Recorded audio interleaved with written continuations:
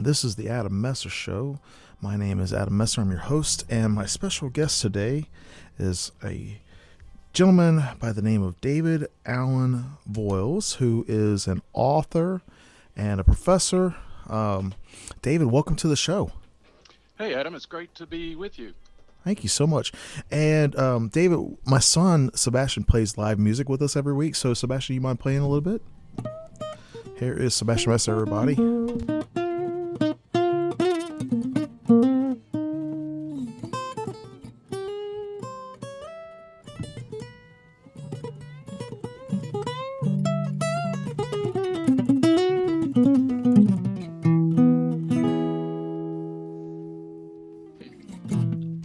Awesome. Nice. Thanks, Bass. So, David, can you tell us a little bit more about yourself? Well, I am a retired school teacher who turned to writing, but by way of first toying with having a ghost tour company. And I taught English, taught high school English for 30 years. And so literature's always been a thing, just always loved horror especially, but love all literature. Mm-hmm. But just had a lot of fun with that because most people do like a good scary story, so It was something that always worked into the curriculum. But when I retired, I've always liked Halloween, and my family's always had a real fun time at Halloween with making props and having kind of unique parties.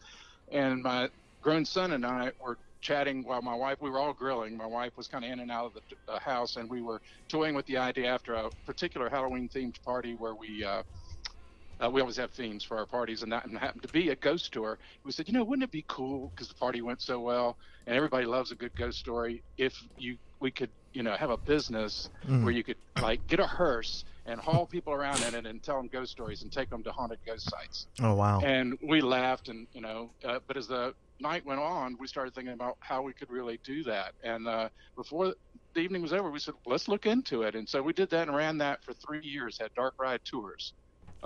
With taking people around in a 1972 Cadillac Hearse. That would have been a big hit here in Savannah because we have a lot of tour companies, and then also like a lot of scary stuff. They say Savannah's the most haunted city in the whole U.S. So I know I have heard that. I know a lot of especially older cities have different ghost stories and things like that. Especially with I don't know how to say it, but like turn of the century type stuff, the colonialism type stuff, like Savannah, being the first planned city in the U.S. I mean, they've got a long history of things, and so that tour company. I mean, I know you called your book "Tales from the Hearse," right? Yeah, that's right. There's definitely a connection from doing the Hearse ghost tours to writing the books. But we had two tours we basically did. We had a graveyard tour in Riverside Cemetery. By the way, I'm in Asheville, North Carolina, which a beautiful city in the mountains of North Carolina. Riverside Cemetery is a historic cemetery, really gorgeous, just beautiful place. We would take people through there. And then we had an evening tour that went along the French Broad River, more or less. You didn't see the river very much, but there were places, our sites were along the river, and the stories that we told were about those hauntings on the river.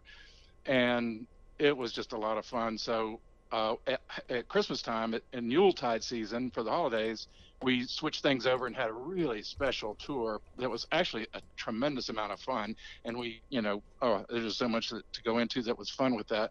But after we closed down the tours, we decided it went real well, but it was like, we're at the point where we've either got to expand this, like get an additional vehicle, something that can even ride more people. We could take basically 6 people comfortably at a time, and that means another loan, or shut it down. And we just weren't willing to take the big risk again with more money.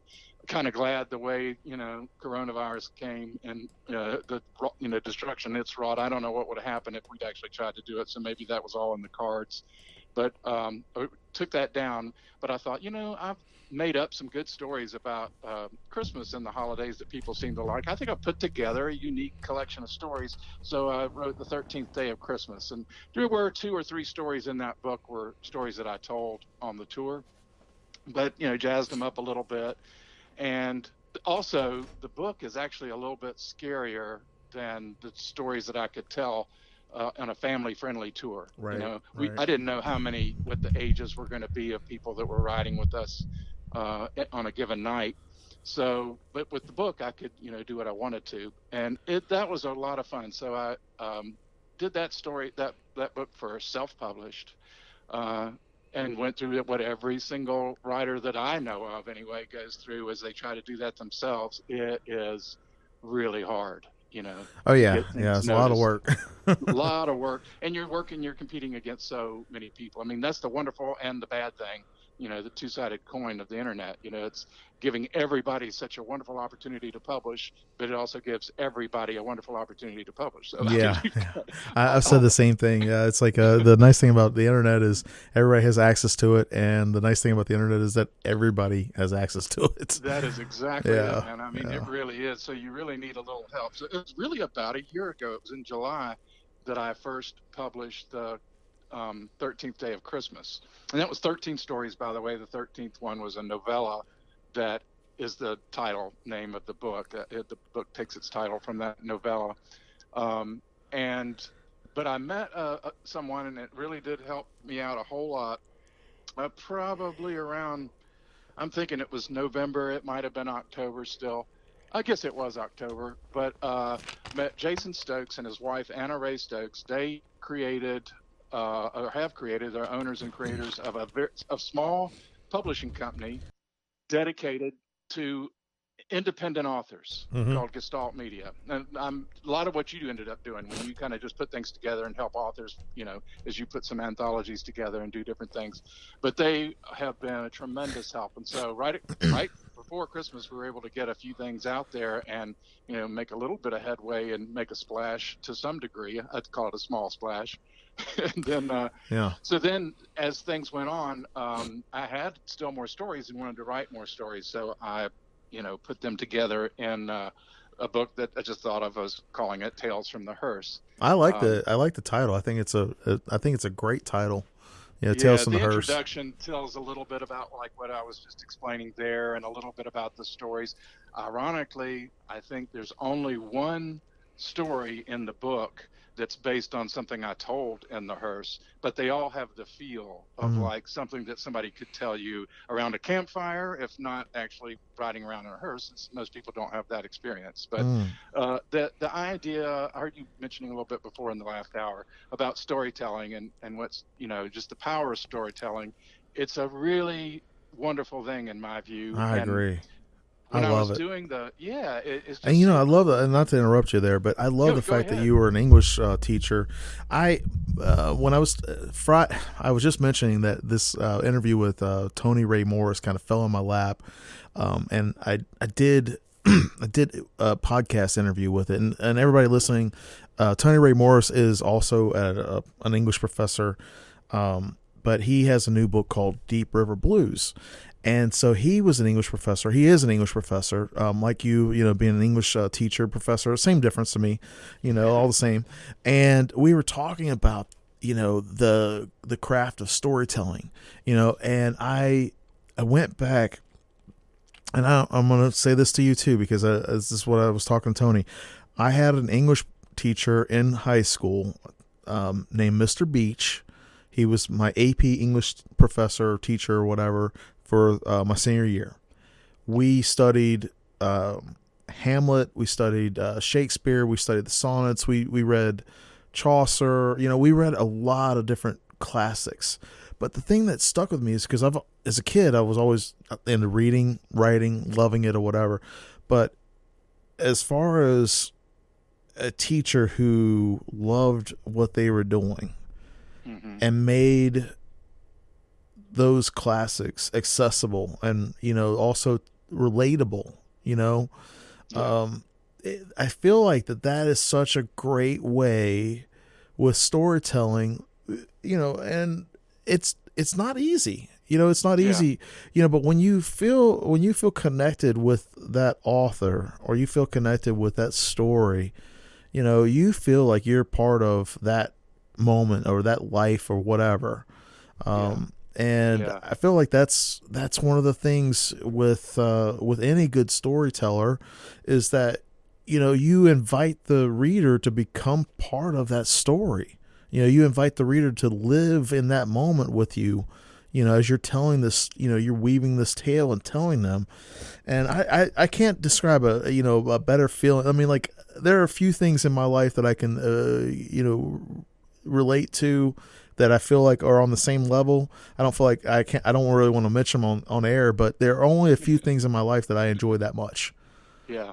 You know? Well, I think that's really right. And I definitely go along with that sentiment. And it's one of the reasons why I knew I wanted to teach. I pretty much knew I wanted to teach even when I was in high school. Oh, I wow. wasn't a wonderful, I think I was a good human being, but I mean, I wasn't the perfect, do everything right kid necessarily, but I did want to teach. I thought school was really cool. I always liked English best because of the literature. Yeah. And so when it came time to teach, I thought, well, that's really what I want to do. And it seems like it's the way to reach out the most to people. And history's really cool too. I like history, and especially like it more as I've gotten older. Mm-hmm. But I think storytelling can be history, but it's just a very entertaining form of that. And then it can be totally creative with something else. But you get to explore areas in fiction that you don't get to explore necessarily in history. Yeah, you can go to Where Mars. science fiction In a book, exactly. and you'd never go to Mars in real life. Yeah, but you can put ideas out there that are part of the human experience, explore things and how they might work. And so all of that has been really cool. And so in the classroom, that's what I wanted to do. But I always have had this special love of horror and Halloween. So I love to work that in because, like I say, most kids, that's really a lot of people's experience of hearing a story told. It's often a ghost story. Yeah, a ghost story. Yeah. So ghost stories have just thrilled us. I think they've always been around that way. So that experience to me in the Hearse of doing the ghost tours, first of all, it was very intimate. It's even more intimate than a walking ghost tour because you had 6 people in the car, or frequently 4, sometimes just 2. And me, I was the storyteller. And I had a persona, I had a character that I was as their host, Virgil Nightshade. Nice. And I had a kind of an Undertaker kind of appeal. And my son, who's very tall, very built, this huge guy, was always silent, and he wore like the Grim Reaper outfit with this huge skeletal grin that was covering half of his face. So he was the driver, and he could also work our technology. We had wonderful things in the Hearse. There was a TV so that Wow. we could, show little snippets of things, but also stream outside live. So we could pull up in the graveyard. We could get out. I got people out of the Hearse, and they, and if somebody was still in the Hearse, they could see you live on the screens at the graveyard. But I'd tell a story or whatever. We'd get back in the Hearse. Well, because of the hookups and the technology we had, my son was able to figure all this out. We could make ghosts appear where you had just been standing, so Wow. ghosts could walk through the graveyard. And so we had so much fun with that. But it was such an intimate experience. Right. And what people often liked, in addition to the tech, which was fun, that was different, it's that intimacy of hearing a story and somebody telling you a story right there. Yeah. So when I wrote the Hang book, tight for a second, David. I got to do a station okay. announcement. Yeah. Sure, go right everybody, ahead. thank you for tuning in today. You are listening to the Adam Messer Show, and I'm your host, Adam Messer. My special guest today is David Allen Voyles, and you are listening to us here on WRUU-LP Savannah, Georgia, 107.5 FM, WRUU.org. We are Savannah Soundings Community Radio with Global Soul. So, David, question for you with storytelling. So a lot of folks, when they first start off, they don't feel like they're really good at writing or whatever, but they have a story idea. Mm-hmm. I feel like, if I had a penny for every time somebody said, "Oh, I've got an idea for a story," and I'm like, "Hey, have you actually written anything?" I'm sure. What's the answer you hear most of the time? Oh yeah, you mean the answer I give when I hear that? No. When they say, "Hey, David, I've got this great story idea," and you're like, "Okay, cool, tell me about it," and then like you ask them like, "Hey, have you written anything on it yet?" Oh, have you written anything? Oh yeah. What's yeah. like 99% of the time I've no, yeah. They'll say, "No, I haven't written anything. I just got an idea." Yeah. So what do you say like to folks that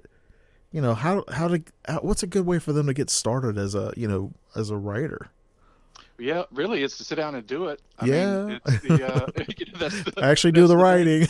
Yeah, actually sit down and do the writing. I mean, lots of people, as you're saying, as you're pointing out, have an idea, but sitting down and doing it. I started this publishing. I mean, started writing so that somebody else could read stuff when I was 65. Wow, that's Just awesome. last year. So it was at retirement. I would write little things, and I wrote with my students, and that was a real important thing to me, is to write with them and share things. When I would write an assignment, I'd often be writing the same things they were writing, and we'd share things, and or just even if it was just pieces of it. So I wrote things, and when I did vocabulary, I wish I had these things.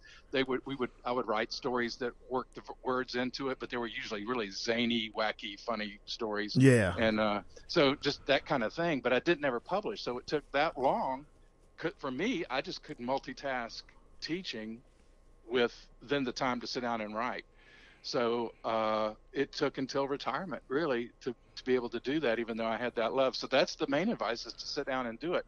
Editing is so huge and so hard. So you need somebody who is supportive, but at the same time is a good reader, who's good with language, and that can give you some good, honest feedback. I think those would be the two things: sit down and do it, and then have somebody who can help you in a positive way and critique it. I love that. I had a professor one time that said writing is just rewriting. When you like, and I know, I can't remember who said this, but like the first draft is you telling yourself the story, and then when you go back and you revise it and, you rewrite it. And, I've been reading George Orwell's, like it's a book, a collection of essays by him. And I read this essay last night. It was politics in the English language. And he was criticizing political language that where people try to use, big words to sound intelligent or whatever. And he was talking about how, like, in English, instead of using like English phrases, he brought up the example of like forget-me-nots as little flowers or whatever. And he was talking about how that was the name of it, the original name of it, but that scientific names came along later on and they Latinized the names or whatever. And he was talking about, like, using simple, straightforward language, avoiding cliche metaphors and things like that. Right. And I feel that's important because when you're editing, or when someone else is editing it, you have to have a critical eye of it. But I feel like you shouldn't be critical of it. You shouldn't put it down. It shouldn't be negative. You should just look at it from a perspective of, okay, is this the message that I want to relay in this story? Does each word, each sentence, each paragraph, each chapter, does that move that story forward? And if it doesn't, if it's a distraction or whatever, and I'm not going to say that I'm the best writer in the world, because I'm not. I'm going to tell you that much. I know that. I'm definitely far from being, George Orwell or Ernest Hemingway or anything like that. But, to think that's what I think of when I'm writing. I'm like, okay, well, is this, am I moving the story forward? Am I, and there's sometimes where I'll write just because I'm like, stuck, and I'm just writing just to write, and other stuff comes from it. But, I feel like it is, important to make sure that you write that's a and edit. A really important point when writing. And I remember telling students this at one point. Because this was even for writing essays. It didn't have to be trying to write fiction. It was writing whatever. Yeah. And I'd see kids, I had to give them some time in class. We'd be writing in-class essay or composition of some sort. And I'd see people, which is going to happen. You get stuck and you're just sitting there. And they go, I just can't think of what to put in this. Well, just write anything. Write, I can't think of what to say. Write that down. Get the pen and pen. At that point, of course, we were always doing pen and pencil.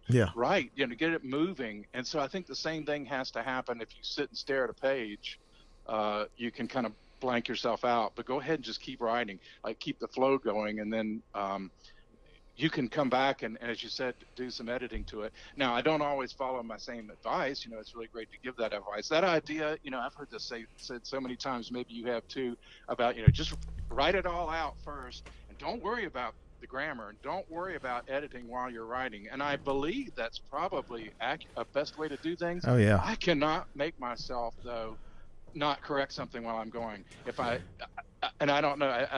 Fortunately, it doesn't seem to interfere. But I've heard people talk about the actual mechanical process of writing, and I'll correct and fix even as I'm going, instead of letting the flow go sometimes. But so far, so good. At least I think. Yeah, I think that everybody's got their own flow. Everybody's got their own way that works. And that actually, talking about that. Sometimes when I'm in that mode, I'll get a notebook out and I'll just write in a notebook instead of on the computer, because you're going to misspell words, you're going to have grammar, punctuation, errors or whatever, and then if you go back and you type it up and you see like a pattern of like, oh, I always forget to put the comma after whatever. Like one that just blew my mind this year was them saying that irregardless was actually an acceptable form of regardless. I was like, after all these years, I was like, no, I'm not going to use irregardless. Is not a word. I mean, it's like I know ain't is not a word, an official word either, but like I'm not. It's dialect, we're okay with that. Yeah, I'm okay. But I couldn't throw in irregardless the same way that I'd throw in ain't for a character. Well, maybe I would. But yeah, I mean, like if it's dialogue and it's colloquial or whatever, I'm okay with that. But like that's just a hang up for me. But I mean, the nice thing about this, like going back to that essay, was Orwell was talking about that language, like especially the English language, with the Saxon background. And it does have a Latin background too, but with that background, that the language should be a living language. It should be able to change, and like the English that we speak today is definitely different than the English they spoke 700 or 800 years ago. Oh yeah, it's even unrecognizable. Yeah, really yeah. That's right. And I feel, it should be. Language is dynamic. That's exactly right. And it should be. If it was static, it would be awful. And styles are really a factor too. I mean, we think about students today actually reading Poe, Edgar Allan Poe, reading H.P. Lovecraft, reading some of the more like those are different times and period, but they both have very different styles, and they're both somewhat antiquated compared to what modern literature is. Yeah. And I don't think, and many students don't have the patience for that anymore. So how to teach an appreciation for that? I don't know if you really can. You can get the gist of the story, and kids will fall in love with Poe because of the ideas, and they like the weirdness of Lovecraft, so they'll do that.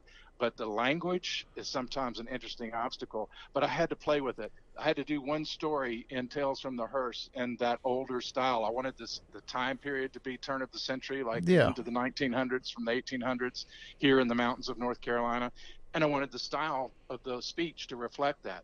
And I've never been sure whether people appreciate that idea of, using a different language, how people speak, that their language is more formal. I'd like to get some feedback ultimately from folks about that, because the other stories, there's a range. There are different characters. I like to speak in different voices. I still think I have overall a general style. Mm-hmm. But using that technique, but like not only words are dynamic and change over time, but style changes over time. Oh yeah. I mean, tastes change. People, flavors change. I mean, if you look at journalism, for example, or if you look at like old movies, the way that they spoke, versus today. I mean, that Southern drawl today is different than the fake Southern drawl that they had, 50 years ago. Yeah. It evolves to like what people think that it should sound like, even though it's not anything close to it, to reality sometimes. And sometimes it's actually a mirror of reality. And so, Yeah. I think it should be doing that. So it is an interesting thing. But I like kind of what you were saying about Orwell too, just wanting to get language, its purpose, keep in mind its purpose as you're writing is to communicate. Mm-hmm. And if you're trying to impress with your writing, I mean, poetry is a great place for that. Yeah. And yet there can be wonderful opportunities for passages in narrative fiction that are beautiful. But if you're trying to impress with vocabulary, I think you're going to get bogged down. Oh yeah, yeah. I think the point is definitely to communicate. You miss the message a lot of times if you're only focusing on trying to, like you said, impress somebody or, flatter somebody or whatever. It just doesn't come across as sincere to me. Yeah. It's insincere. And I would much rather read something that I feel like is being genuine than something that I can't, so like this last week or so, and we've got a few minutes before the break here, but this last week, a friend of mine had shared a Ray Bradbury, like those old school black and white, Life in the Day of type thing that you'd play at a school, Yeah. And it was like Life in the Day of a writer of Ray Bradbury. And I watched that. And it was, I think it was filmed like in either the late 50s or early 60s, but it was in black and white. Oh, that's neat. He had they walked through the day in the life of his, whatever. And he actually had in his house, he had a writing room in the basement, and across from his typewriter was this sign that says, "Don't think." And the only thing I've ever read of Ray Bradbury until this week was the compulsory Fahrenheit 451. Everybody reads that in like 9th grade or whatever, or at least they did when I was a kid.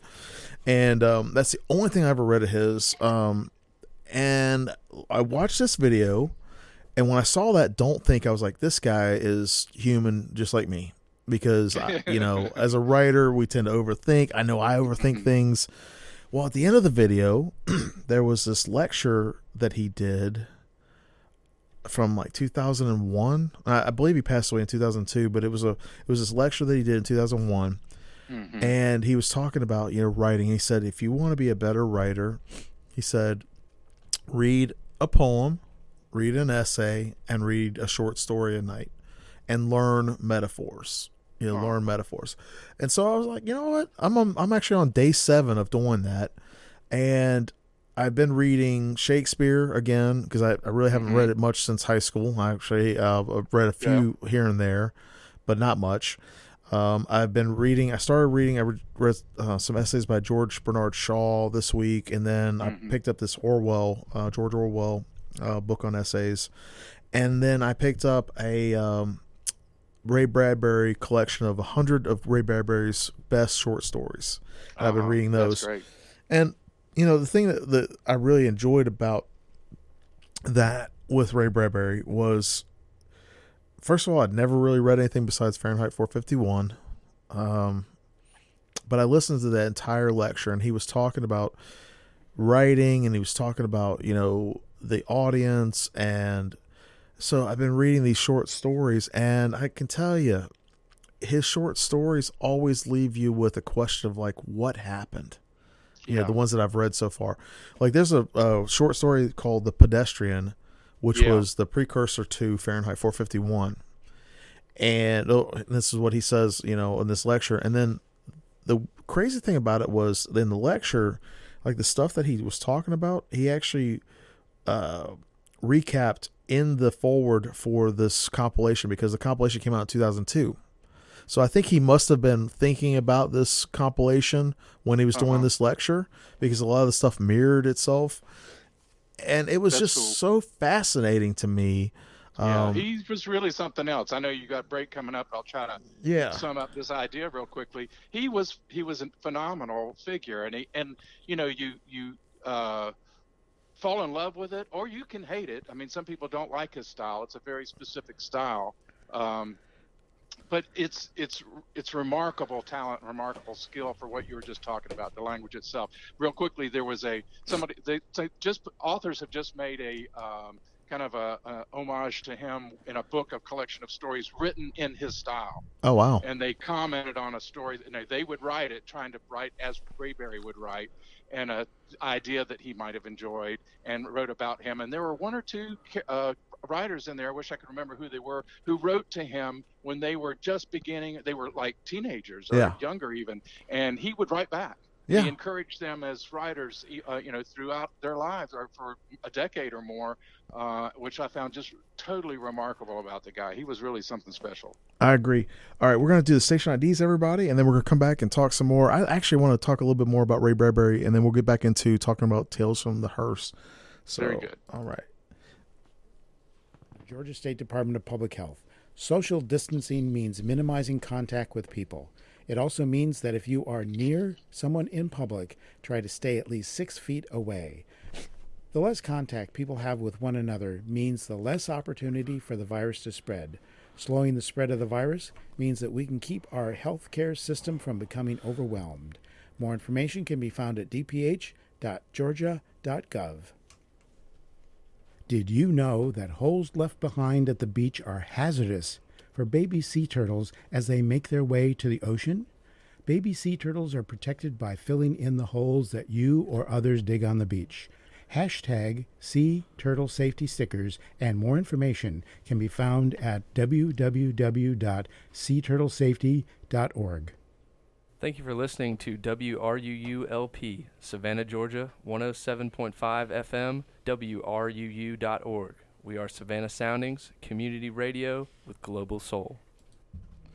All right, everybody. So we were talking right before the break. We were talking about Ray Bradbury and writing, and one of the things I enjoyed. This is I feel like this has been the right time in my life for me to rediscover Ray Bradbury.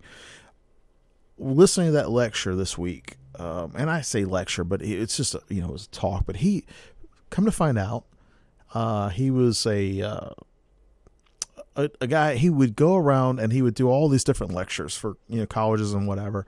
And he graduated from high school, never went to college, but he talked about like he earned his degree in the library. Like he spent 10 years or so in the library, reading and whatever. And he had a job, and some of the stuff that he said really resonated with me. And he had a job selling newspapers on a corner. And he would sell, I think, newspapers and magazines and that kind of stuff. And people would come by and they say, "Well, what are you doing?" He's like, "I'm a writer." And they were like, "Well, you don't look like it," And this is back in the 50s or whatever, or the 40s or whatever. And he was, right. He was making like $10 a week, and and he was talking about this. He had a wife and kids and a family, and just a regular family person, just a regular guy, and he was trying to make it. And he never was a novelist. He didn't call himself a novelist, but he was like a short story writer. And he was talking about how the Martian Chronicles came together. That a friend of his suggested to him, if you're going to really do this, you've got to go to New York and you've got to get in front of these literary agents. And so he did this trip to New York, met with an agent, and they were talking about his short stories, the Martian Chronicles. And the guy was like, "Well, have you ever thought about putting this together?" Right? And so he sold his first story for like $750, which was a ton of money back then. Yeah. And then within a few minutes, the guy was like, "Okay, do you have any other story ideas?" And he had this other story idea, and he sold the second story idea for $750.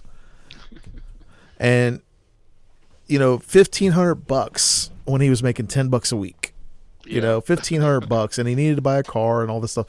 And he was talking about just storytelling. And so I've been following along with it. I've been doing the reading the essay, and I've been reading the short story and the poem a night, and it's been fun. It's been fun. Yeah. I feel like it's I'm just trying something different. Well, I think that's probably really good advice that you got from Ray Bradbury there.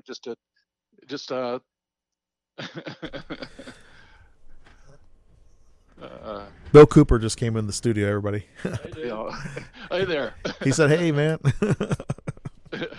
Up next. I was listening coming in, and years ago, I'll tell you how long ago it was, Truman Capote was on a night show. Bill Cooper's one of our guests, actually one of our hosts, David. Yes, I wonder if he might be up next. So what were you saying, Bill? Okay, so Truman Capote was on one of the late shows. I forget which one. Anyhow, he was asked the straight question, just as you two were talking about, how do you write? And he just said, just do it. Yeah. And that's all he said. Just do it. Don't, ask yourself how. Sit down, pick up a pen back then, and start write. And you had said, a lot of people gave you good ideas, but they don't write. Yeah. And that was the advice from someone that wrote one of the best books I ever read, In Cold Blood. It was In Cold Blood, incredible book. And when they did the movie, it was an incredible movie. When they did the remake, it was incredible because they stuck exactly to the book. Nice. And it was, anyway, so that was his advice from Truman Capote, who was top of his game. It makes me wonder, like, back in the day with Shakespeare, if, like, people were like, Bill, I've got an idea for a play. I wonder how many people went up to Shakespeare like, it'd be great if you wrote about this. The only thing is back then a lot of people couldn't write or read, so it's a different era. Yeah. But they so would you have were king ideas. of the hill if you could read and write. Yeah, because he was talking, like, I know Shakespeare had this one where he would talk about the groundlings, and he was talking about the audience, Yeah. And he called them the groundlings. The groundlings, yes, all those right there. Oh, in we the all front have a were- secret code. For, paid for the cheap seats there that weren't even seats. Yeah. They're the ones that had the rotten produce and would throw it at the actors. Yeah, exactly. Yeah, that's right. it kept you on your toes, didn't it? Yeah, could you imagine? You're like, man, I worked for 5 years and I got paid 2 pence. And that 2 pence would be like 3 weeks worth of wages or something, Cabbage. crazy. 3 weeks worth of cabbage. So David, tell me more about like you said that you got into publishing your works this last year or so. What's that journey been like? It's been definitely hard, and I feel like maybe on the edge of things coming open because there's another creative outlet for me that has just been kind of fun to work with, and it seems like it might work well, but also get a little bit more attention, and that is doing a podcast. Oh yeah, I could talk to you about that. I don't know if not you've a- already not started a- it or not, yeah. but you did send me a link to it. Yeah, I haven't had a chance to listen to it. But it's not a talk podcast. You say podcast, and I think 90% of people think about talk shows. They think about bringing in guests, and that's because what probably a large percentage of them are. But the podcast that I've got is the type for telling stories. A monologue. It's a storytelling. Yeah. Yeah, and so I actually did 2 seasons. I did a season of 13 stories, and now I'm doing involved in the second season of it now. First season was just individual standalone stories. What's your show called? Dark Corners. Dark Corners, and where's it available? Yeah, it's on most of your apps. It's on Apple Podcasts, Spotify, Libsyn. It's on. I can't think. Do you host it through Libsyn? Yeah. See, that's what I use. And I'll tell you something I did that I don't know if you're thinking about this or if you've already done it, but like the AdamMessershow.com. I don't know why I didn't do this before, but I got the URL, the AdamMessershow.com, and Libsyn has a feature for a couple of bucks a month that you can direct your URL directly to your Libsyn page, right? Oh, that's cool. And the name servers or whatever. So I just use Google domains. I got the domain name, and so like the AdamMessershow.com goes directly to my Libsyn page. Now I had one before for Savannah Muses because the show used to be called Muses, Memoirs, and More until I updated it to the Adam Messer Show, and SavannahMuses.com goes directly to my Apple Podcasts. And so, what I found was Libsyn, Apple Podcasts, and Spotify are like my top 3. Yeah. Because I was using Anchor FM before, and those were the top 3. So I was like, okay. The reason why I went with Libsyn was because I wanted to have control over my RSS feed. Mm-hmm. But I don't know if that's something that you've done already. Had like a. No, I don't think so. And actually, Jason Stokes he's as I said, he's the helper from Gestalt Media. So he hooked it all up, and he's been actually getting that going. But we don't have it linked, to my knowledge, certainly not to a .com. I think that's a great way, because for me, I just had this idea last week. I was like, I got a bunch of different URLs or whatever, but. I was like, I don't have the AdamMessershow.com. Why don't I have my own showname.com? And I was like, this is a no-brainer. Here I am, like overlooking a total gem, and it just happened to happen. And I was looking at Libsyn, and Libsyn, you can have it directly linked for the name Hearse servers. So it goes, like when it says the AdamMessershow.com, it doesn't have it doesn't redirect it. Like, most of the time when you do a redirect, it just says the Adam Messer Show and blah, blah, blah.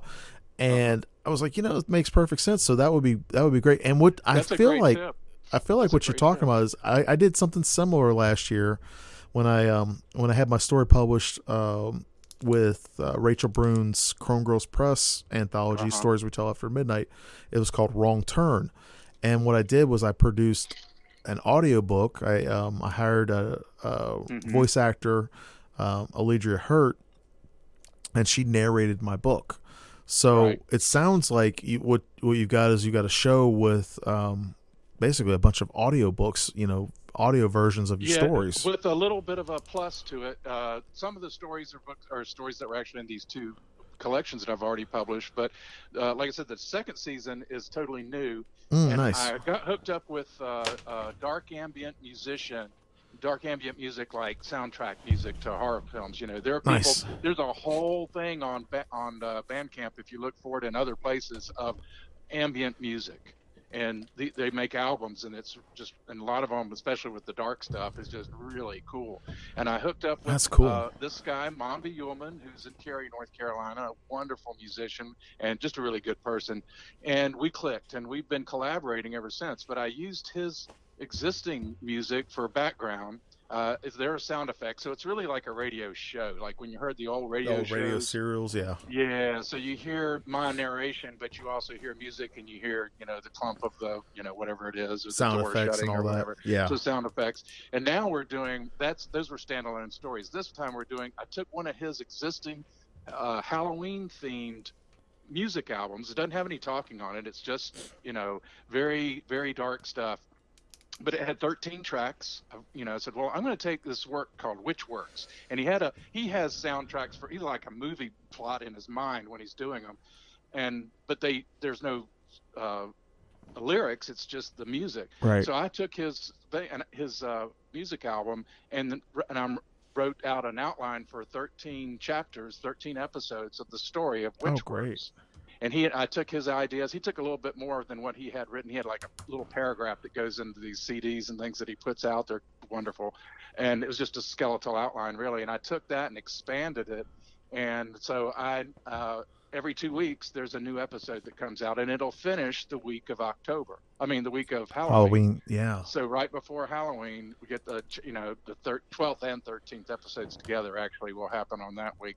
But it's a really cool story, and it's got this wonderful music and ambient background. That's fantastic. So that's what Dark Corners is. And that's cool. So there may be another Dark Corners, but there's only one. There's Dark Corners with David Allen Voyles.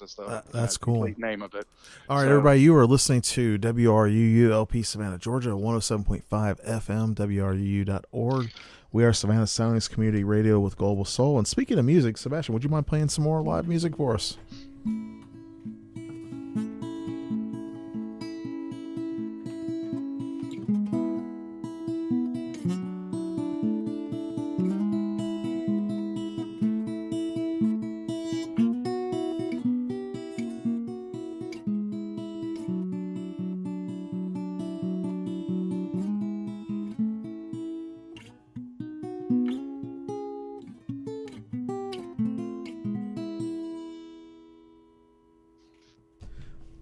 Awesome. Thank you, Sebastian. Okay, David, so do you have any shout-outs you would like to do for somebody out there? Well, definitely. I always shout out to my wife and son who've been incredibly supportive through this whole time, because I kind of dedicated the second book to them, to Ann and Josh for putting up with the ghost in the loft, because that's my office up there where I write. So nice. The ghost in the loft. Also, Jason and Anna Ray Stokes at Gestalt Media, they are really making it work. I think I might have, even though it's really only been a year, it's hard. And you just really do start to do the self-doubting, Mm-hmm. After a point you go, I don't know whether I can do this or not. I don't know whether I'm getting through. I don't know, maybe my stuff, stinks.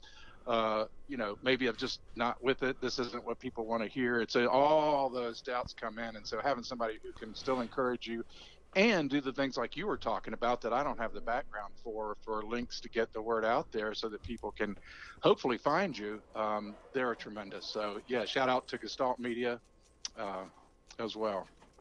Yeah, I think that's a topic that comes up quite a bit, David. I love the fact that you talk about that, because none of us are perfect, and I feel I feel a lot of times, especially with authors and creators or whatever, if you're going into the idea of like wanting to sell books, for example, I just want to talk about selling books. If you go into the idea of wanting to sell books, Amazon, for example, has, they publish 7,000 books a day, right? Yeah. I mean, it's an incredibly staggering number of books that are put out every day, and so I feel like it's a feat just to break into like the top 100, or the top 10 or whatever. And, and it's all like their algorithm. It's all based off of sales. Sometimes it's not even like, you don't have to have a ton of sales, but it's just, depends on how it goes or whatever, and reviews and all that stuff. And I was talking, I've talked to a lot of different people, but I feel like when it comes to that, when it comes to like the whole production side of it, there's the storytelling side, which it should be all about the story when you're making the book, when you're writing the book and you're producing it and editing it and all that stuff. And, you're going to get to a point where it's like, oh, I could fiddle with this until eternity, but I need to, it's got to get done. You know what I mean? Yeah. And so like in the last hour, one of the questions I always like to ask and is like, what's better than perfect? Done. And the procrastination side of, waiting and whatever, it's hard sometimes to get over that hurdle, but the self-doubt, I believe everybody has that. And I also like the idea, cause I'm listening to this, story called, Big Magic by Elizabeth Gilbert. And one of the things that she talks about in that book is also the idea, it's not arrogance, but it's the right to be here. It's like, I have the right to be here. I'm not entitlement in the sense of like, oh, I deserve this. More of like, oh, you know what? I should be here, and this is what I should be doing. You know what I mean? Right. Yeah. And you have to have some of that, air of confidence to really believe in yourself. When things are kind of flat and kind of stale, or when, like, honestly, I haven't sold any of my books this last month. I'm in a group where people make $100,000 a month making indie sales. And I'm like, man, I would be so happy if I just did, $1,000 a month or something like that, Yeah. And I see stuff like that. And, and I don't like to compare myself to other people, but when I see other people and I see like what they're putting out, I'm like, I feel like my stuff's better than theirs. Yeah, I understand how you feel. Yeah, I not that I'm better than them, but I mean, like their storytelling is not, I feel like what I've got, but they're obviously doing a better job than me at other things. Yeah, so right. I try to learn and I try to move forward, and I'm never going to give up on it. I'm never, I'm not going to be like, oh, I'm gonna adapt, I'm gonna change, I'm gonna do different things and whatever. But that I feel everybody has that. Even, like I was talking to Mary Kay Andrews earlier this year, and she had a new book that released during this, this pandemic. And she usually releases a book a year, and they have a big release party, and it's, like a very special event they do here in town. It's a fundraiser, and, they couldn't do it this year. Yep. You know? Right. That's the same thing. Yeah, I've experienced that. It's tough. You couldn't do any readings. The bookstore, the independent bookstore in town that's very well established and invites the local readers in to do things. Nope, couldn't do that. Well, one of the things that Mary Kay said, which really struck me, because she's been a New York Times bestselling author. She's been doing this for a long time and has been a bestselling author for a long time. She has an avid reader following. Right. She said that she still feels like they're going to knock on the door and ask for the check back. Wow. And I was thinking to myself, amazing. I was like, here, an established author like Mary Kay, who has, great following, she has, obviously she's doing what we want to do, if she feels like that, I'm not so abnormal to, feel like, oh man. Yeah, that's right. Yeah, it's a little comforting in a way to share that misery, I guess, to some extent, to know that even those folks are having some of those kind of same feelings. Because, it has been tough, and it's even tougher. Well, I don't know. This has definitely been a tough year. Yeah, it has. Everybody in so many different ways. Mm-hmm. I'm fortunate in that I'm a retired teacher and I'm a retired state employee, and I have something to fall back on. But there's so many people around me that are suffering worse than I am, so I have to kind of remind myself of that too. Yeah. And, creatively, I think if we're not challenging ourselves and are pushing ourselves and, if we don't have a little disdain with our work, there's something wrong there too, because it's like, oh, I could have done better on this. There's got to be some kind of critical, viewpoint of it. Yeah, you do have to do that. But then, like you said, there was something that really struck a chord with me is about the one thing better than perfect is done. Yeah. Because otherwise we would never finish. Right. I mean, you never look at it as done. You go like, oh, if you go back and read it again, you go, no, I could still do this to it. But sometimes it's just good to, close that thing up and say, no, it's done, and a deadline can help you with that. Yeah, and tell the characters to stop nagging and hey, you know what? We're moving on from this scene. We're done. Like it's kind of crazy, but sometimes I have to do that. I'm like, oh no, I know you want to do this, but I'm done. The discussion is closed. Yeah, so I have to move on. Funny, but yeah, I can definitely relate. So we got a few minutes left here. Where can people find your writing? Right. Well, I would love for them to find me at Gestalt Media, because then it's helping not only me at a little bit better rate than Amazon will do, but it's helping other indie authors, the small group that we've got there. So gestaltmedia.com.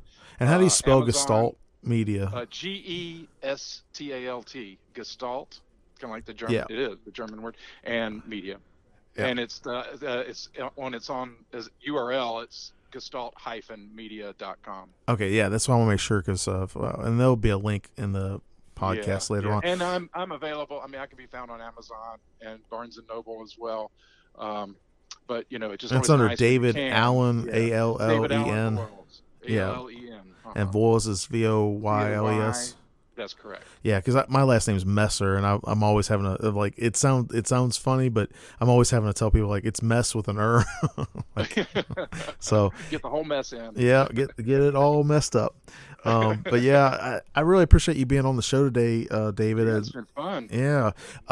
So you got this new series that you're working on that's being okay. So are you releasing a new episode each week until October 31st? Every 2 weeks. Every 2 weeks. So this coming, they always go out just midnight on Tuesday nights when they do it. So this coming Tuesday night, episode 6 of Witchworks is coming out. The podcast is called Dark Corners. Dark Corners, okay. Or Dark Corners with David Allen Voyles. Okay, great. You can find it when you put Dark Corners in, especially if you remember to put Dark Corners and Witchworks. Google will pull it right up. Yeah, and I'll have a link in the podcast too. So okay, cool. That's wonderful. Well, thank you so much, David, for being on the show today. I really appreciate it. Yeah, thank you. It's been fun, Adam. All right, everybody.